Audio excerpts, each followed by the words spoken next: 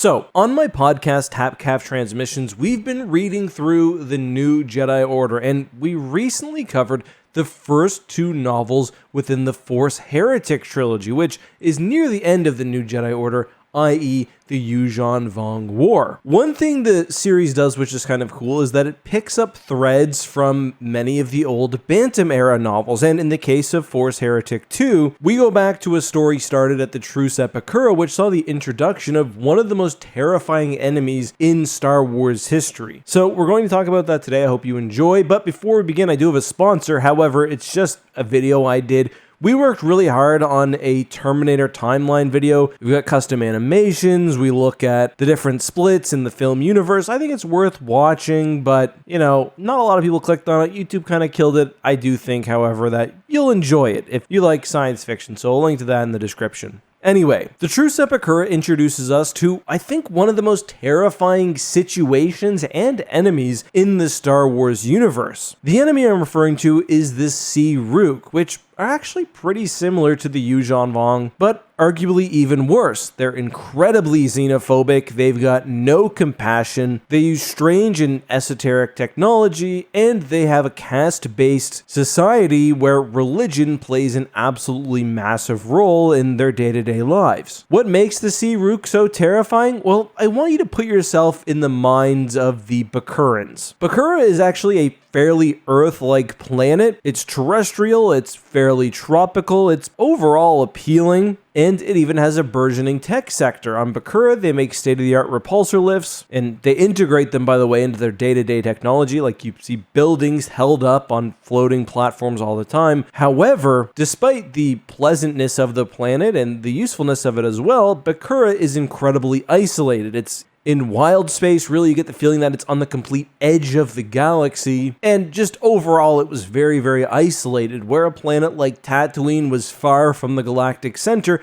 it was at least close to major hyperspace lanes. Bakura was almost forgotten. Forgotten, at least, by the galaxy at large, but not their neighbor, the SE Rook. I'm just going to put it plainly. The SE Rook are dinosaurs. They're massive, incredibly physically imposing creatures, which, I don't know, something about them has always terrified me. I think it's listening to the audiobook, and you hear them talk. There's a slur for the SE Rook where they're called fluties. That's because their language is a mix of fluting, almost like a bird, and roars. The roaring is just so overwhelming. The books talk about how humans can't even bear to hear it, and that's just the physical nature of a Ssi-ruu. In pure physical combat, there's maybe a handful of sentient species like the Dween Wogwin which have any chance of standing up against them. They're incredibly muscular, they have talons and teeth, they have tails which can knock a human head off, and as I mentioned, they're a caste-based society with the warriors bred for, you'll never believe this, combat. Anyway, we don't really spend any time within the Ssi-ruu Imperium, but we get the idea that it's sort of just outside the galactic disk, maybe the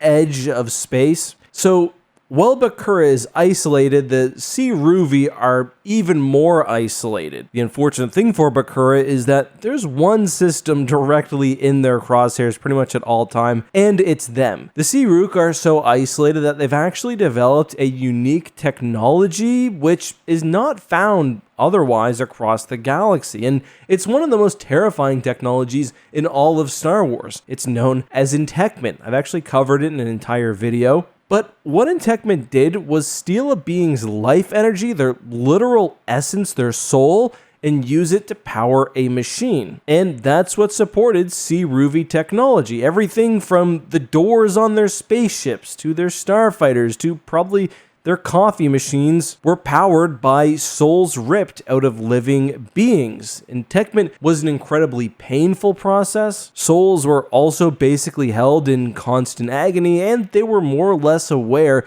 of their situation with obviously nothing they could do about it. It's one of the worst forms of torture. Certainly you choose to die rather than be intect. The other dangerous thing about the Ssi-ruu Imperium is that intechment is sort of a domino effect. The more planets you take, the more intect souls you have to power your machines, and thus the more powerful the Imperium becomes. And souls, again, were used for battle droids, they were used for droid starfighters, for their capital ships, for everything outside of directly their warriors. I alluded to the fact that the Ssi-ruu were very, very religious, and this was honestly one of the downsides of their society when it came to their wartime crusades. The Ssi-ruu believed if they died on a world not consecrated by their religion, that their soul would not transfer to the afterlife, which was an incredibly terrifying prospect to them. That was actually one of the things that kept surrounding space free from outright attacks, but obviously that wouldn't last forever. In the Truce at Bakura, we learn that Palpatine, before his death, was courting the Ssi-ruu. He wanted not only knowledge of their intechment processes, but also their aid. And we learn in the Force Heretic trilogy, at least I don't think it tells us in the Truce at Bakura, that their shielding tech independently developed was also really impressive. But anyway, he coerced them into attacking Bakura with the promise of territory. He outright dies, and the New Republic and the scrambling Empire actually come together directly after the Battle of Yavin to help protect the incredibly isolated world, although Bakura as a planet suffers quite a bit under an open Ssi-ruu attack. The Ssi-ruu also used a slave species known as the Puek, which were essentially smaller Ssi-ruu and were almost certainly just a genetic offshoot of the main species. And that's kind of important because after the First War, as the Ssi-ruu Imperium is pushed back, we learn through, for example, the X-Wing series that the New Republic has performed campaigns against the Imperium, as have the Chiss. By the time of the New Jedi Order, we're told that there's actually been an uprising by the Puek, the slave species, and that the Ssi-ruu Imperium is really no more. What's more, the Puek actually seek peace with the Bakurans, and that's what takes us to Force Heretic 2. And it's actually a very terrifying moment in the novel. Although the Puek are said to be very distinct from their former masters, they do still have the same religious rites and beliefs. So after they request partnership with the Bakurans, they actually consecrate Bakura, and there's a moment where C-3PO is translating what's going on, and it's basically revealed that the planet's not been consecrated for the Puek, it's been consecrated for the Ssi-ruu Imperium, and the creatures start to pour out of parked shuttles. There's an invasion, the ships land, and it's completely chaos. There's also a massive explosion as they launch an attack on the stadium where the consecration is occurring. In that case, the Ssi-ruu were actually sort of pushed into action by the Yuuzhan Vong. However, the attack, ironically, would cause a real slave revolt by the Puek, who would side with the Bakurans and the Jedi on planet, and that's really all we'd get of the Ssi-ruu. By that time, their technology had even further advanced. They'd also reverse engineered much of the physics of the greater galaxy after their confrontation with the New Republic and the Empire. But yeah, I find them absolutely terrifying, and the plight of Bakura is not one you'd really wish for. They're incredibly isolated. Really, among their only neighbors is a violent race of hyper-aggressive dinosaurs who also steal your soul. It's not a fun place to be. But that's all I've got for this time. Let me know your thoughts on the Ssi-ruu Imperium and more down below.